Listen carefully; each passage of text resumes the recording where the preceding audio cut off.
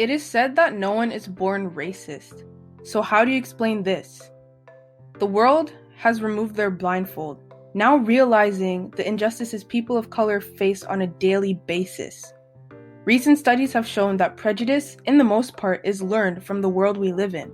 Thus, if we really want to continue making a change, we need to eliminate the false and racist information we receive and project into our communities. So I turn to science to explain how our brains react to racist comments and form our innate bias to then justify the importance of filtering out that fearful hatred.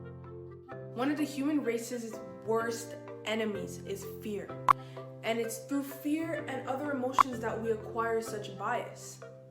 Brain imaging studies have shown that the aggression center, scientifically known as the amygdala, part of the limbic system, plays a role in the acquisition of racial bias. It processes emotional stimuli and acquires fear memory.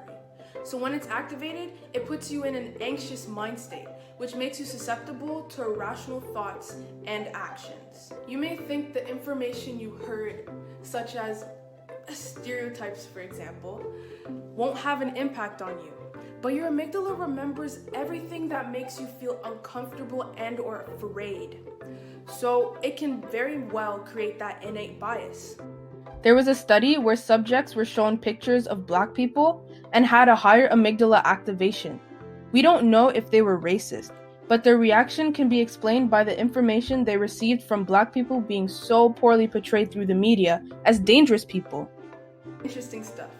Our prefrontal cortex, and the most promising when it comes to counter bias, since it values reason over emotions.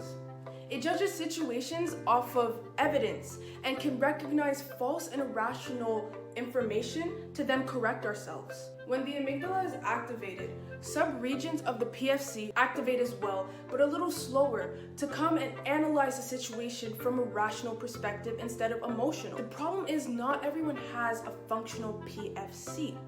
The people who don't are governed by their bias and could potentially pose racist actions on others. But hold on.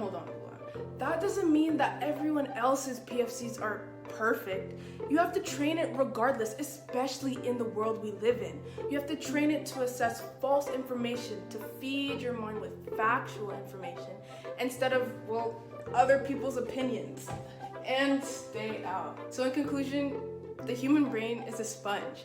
It sucks up good information just as much as the bad information, and you need to be careful on what you're giving it. The next question is how? Racism is so much deeper than that, but luckily we have science, one of our supporting steps on the long staircase ahead.